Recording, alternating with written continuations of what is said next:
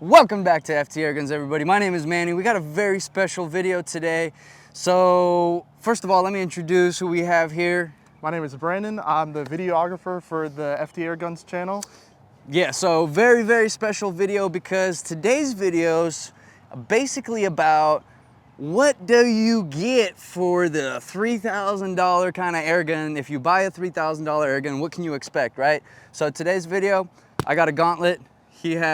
I have the Skout Epoch.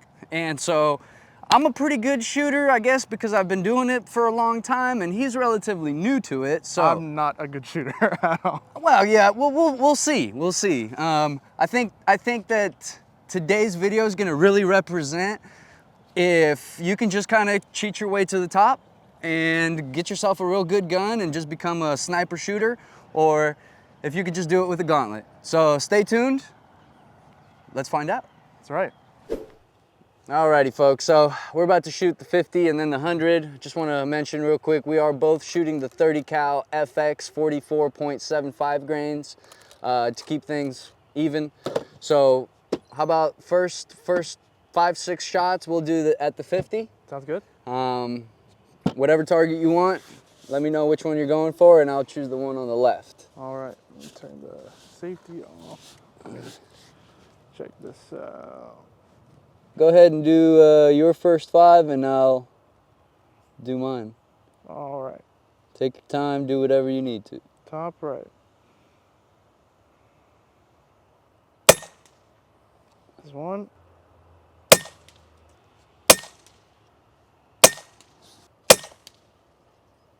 That was on the same hole. I had to move a little bit for that one. Okay, what do you think? Okay, trigger is like, I just have to touch it. It's so nice.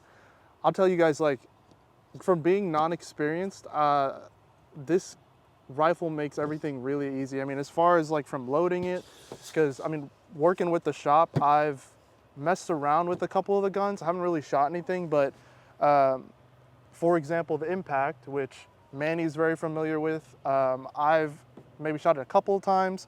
To even just load the magazine, if you're not familiar with it, you got to get it in there until it clicks.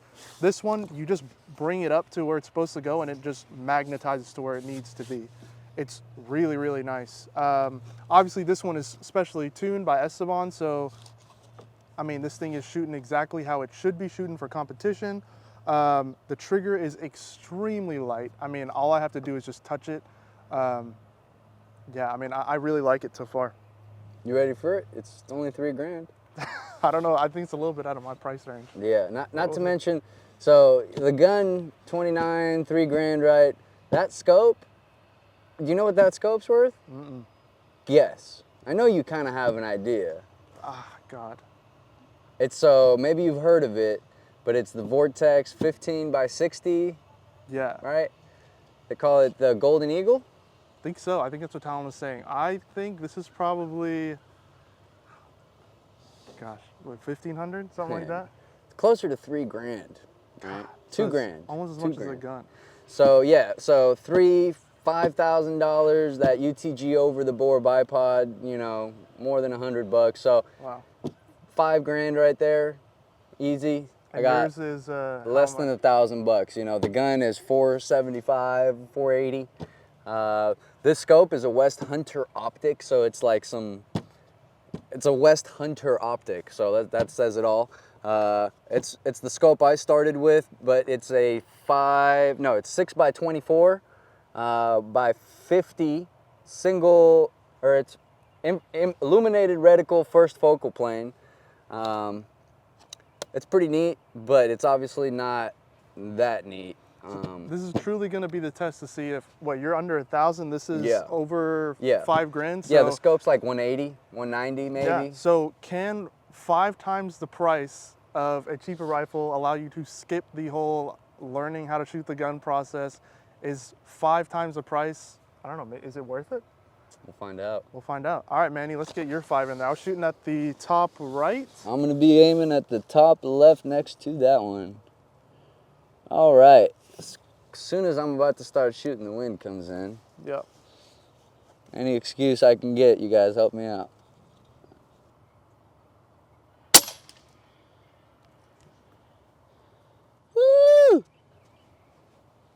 Way left.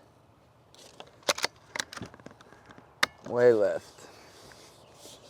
I'm gonna keep it there and see if I get a better group than you at least.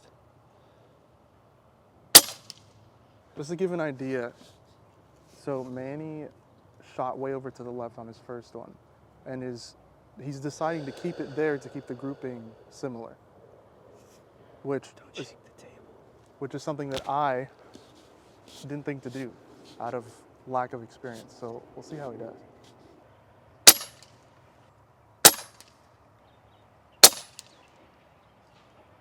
Where'd that one go? It's a pretty good group. Out of the box. Well, it is a pretty good group. Off the wall. Also, I'm at like 1,000. Forgot to bring a bottle. So, let's go check out these groups real quick. Yeah, let's go. All right, so just to kind of give you a little bit of an idea, the right side was Brandon's, the left side was mine. We're only focusing on these two right here. We're 50 meters out. Brandon, you said you were kind of moving around, you were aiming here, you saw the shot go here, so you'd aim a little over, so you were trying to get it over there? That's okay. Right.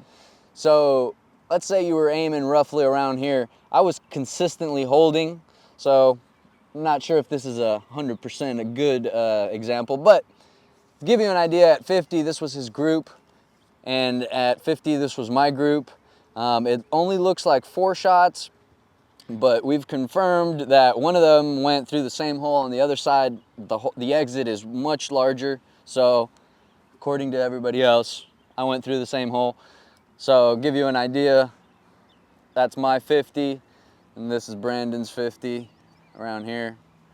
But he was moving around, so let's go to the 100, and now you'll try my method where you just stay consistent. Wherever it lands, all 5 of them will. Will do. Let's try it out. Alrighty, so we got the 50, saw that. Let's move on to the 100, and here's where I will not be helping you out. Okay. Obviously, we've got twice the distance, so you're gonna have a different drop. Good luck figuring it out. Thank you. I'm a little bit there with you because I haven't used this scope in a long time. So I'll kind of guess where I'm at too, but see what happens. You want to go first or second? You know what? I'm going to go second this time. All right, that sounds good. Let me load her up and see how I do. I'm going to zoom in. So I actually have the benefit of having more of a zoom. Not that I think it's going to help me a whole lot, but I do have the ability to zoom in quite a bit. Alrighty then.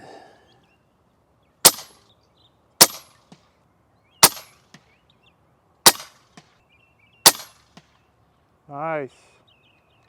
All right, that's 5. That is 5. All right. So you were aiming second to the top right. Correct. All right. I am going to go top left just so that I don't like hit anywhere near yours. Okay. All right, I already got one chambered. Wow, that was low. Aiming at the same spot you were before? Nope, I raised it up. Okay. But I have something to index on, so let's see. So that's my 4th one, so I got 1 left. Take 2 more since you switched aim points. Okay, 2 more.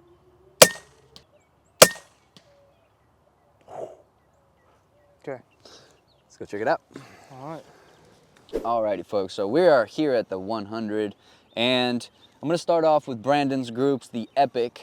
This is his group. So firstly, Brandon, I think, was aiming here? Yes. And this was your first shot, correct? Yep.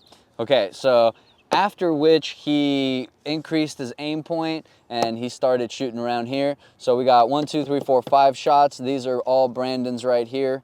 I don't remember the order, but basically it's, you know, about roughly 2.5 inches, more or less, maybe 3, give or take. Slide over to my side here. These were my groups. I don't know what happened here. Maybe the wind, maybe my first shot. Whatever it was, this definitely counts. Unfortunately, it's not this one, which would be closer to 1.5 inches, maybe. But I kind of want to try it again. So we're going to do this again. We're going to choose 2 other targets. And, well, I'll explain it to you on the bench. Let's go.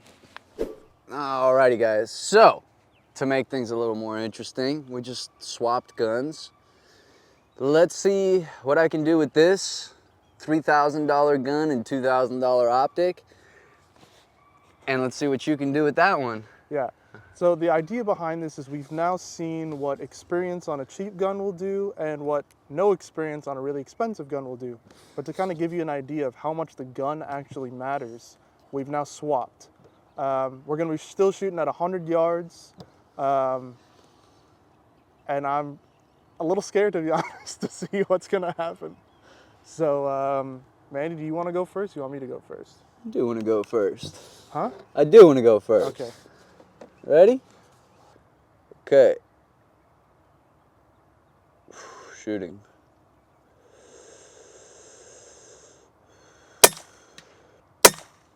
Man, this scope is so clear and has such focus that I can see how much I'm moving with my heart.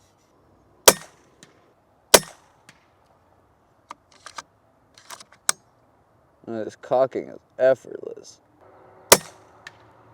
Wow. Okay. 1, 2, 3, 4, 5. Yep, that's 5.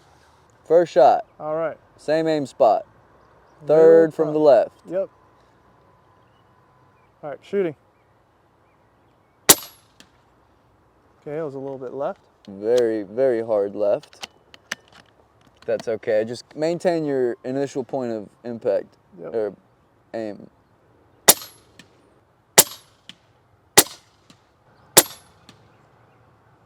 And 5. All right. I don't know where your 4th one went. No idea. But let's go see. Let's go see. Right. Let's go see. All right, folks. So we are at the 100, and this is my group over here at the 100. 1, 2, 3, 4, 5. It's about, I'll say, 2 inches. Yeah, maybe 2.25 from here to here. My aim point was about here. I didn't move my scope or anything. I just maintained, I saw some hole and I just kept it on that. Zoomed in all the way. And then Brandon was aiming at first, I think over here somewhere, and then the first one impacted here. It blew out this chunk. Oh, here's your pellet, by the way. Oh, wow, If okay. you need a little souvenir, put this around your necklace. Good to know.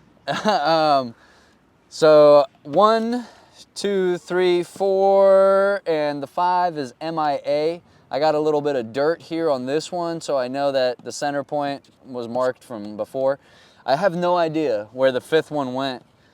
And it doesn't look like it blew out too, but at the same time, yeah, no, definitely just one hole. Yeah, I have no idea where it went. Brandon, we'll say that you missed that one, but Yeah. pretty big chunky difference. I mean, that's almost like 4 inches. All right, folks, so you saw it for yourselves at the range, the 50, the 100, an experienced-ish shooter with a cheaper gun and a cheaper scope, and a less experienced shooter with a very expensive gun and a very expensive scope. That's right. And you saw the results for yourself. We even kind of swapped. What do you think, ultimately? What are your final thoughts? With being as inexperienced as I am, I think the Skout is really user-friendly. I mean, from cocking it, there was really just no resistance at all. The trigger is really light. The scope, I guess, would be, more up to your personal preference if you want that much of a zoom or not, and again, how much you're willing to spend. But I think when you're learning, I think it's better to have something like the Gauntlet, where it's inexpensive. You can throw it around a little bit more, and you don't have to worry about, screwing up your, $5,000 setup. Right. Or tuning it. Or tuning it. That's a whole other thing. I mean, the customizability of the Skout is ridiculous. You can get into the tiniest minutia detail what you want to change about the gun. Manny, what do you think? Well, I kind of agree with you. So both guns will get to the target. I think that both guns can probably get better grouping. And what's really the difference? The difference, I think, personally, so I started with a 25 cal Gauntlet and this very scope, my scope. And I was able to go out to 250 meters. A steel gas can, that's, you know, about a foot by half a foot, whatever they are. But really, you could never get better than that, you know. With the impact, the same distance, holes are much tighter. So I guess ultimately the difference is that if you want to go to the next level, right? Any PCP gun is going to outdo any pellet gun, BB gun, break barrel. You know, we're talking about some next level stuff here. But but if you want to get your groups from this to this or from this to this, that extra $1,000 or $2,000 on top of something like this gets you the ability to shoot whatever projectile you want at the speed that it wants to be shot at. Yeah. And so the consistency of the gun is really the key. Yeah. When you don't spend that much money, you don't quite get the consistency. But that being said, if you come over to FT Air Guns, we can lap your barrel and crown it and do all kinds of things to make it a lot better. Yeah, I think that the evolution is clear. You're gonna start with something that's $400 or $500 and eventually get to something that's 15 or $2,000. Yeah. That's what I got. I agree. Talon, is there anything we didn't cover? Does the money spent make the shooter, or is it the actual experience that makes the better shooter? Right. Okay, so if y'all didn't hear it, just if the mic didn't pick it up, Talon asked, does the money make the inexperienced shooter better? Can you shortcut? Can you shortcut the system for $5,000 and just become a sniper? Can you? You tell me. I don't think you can. I mean, I think experience is really just going to be the end-all, be-all of what's going to make you the better shooter. I think maybe an ease of use, more expensive might get you better. But at the end of the day, I mean, what we're saying is like the extra money spent is going to allow you to tune stuff and make things exactly how you want it. Someone as inexperienced as me isn't going to know what do I tune or what do I need to tune to get, you know, bullets touching at 250, even 300 meters, something like that. Now, luckily, guys, if you get a Skout product, whether it's the Epoch or not, it's actually going to be perfectly tuned for you directly from the factory. Really? I didn't even know that. Yeah, so something that we can do a little bit more tuning here and there, but really, realistically, as this one comes, it's ready to go. It's pretty much 100% ready to go. This one, not so much, but then again, I did grab it off the wall and just start shooting. So, you know, you never know what you're gonna get. Yeah. But does the cheaper gun get you out in the field hunting quicker? Does the cheaper gun get you on the field hunting quicker? Yes, it does. And I'm gonna tell you another thing. I don't mind if I drop this gun out in the field. If this one drops, I'm probably gonna have a heart attack. So there's a good point with that. Yeah. Yeah, a lot of interesting things about this. You guys tell me what you think in your comments. Thanks for watching. My name's Manny. My name's Brandon. See you soon.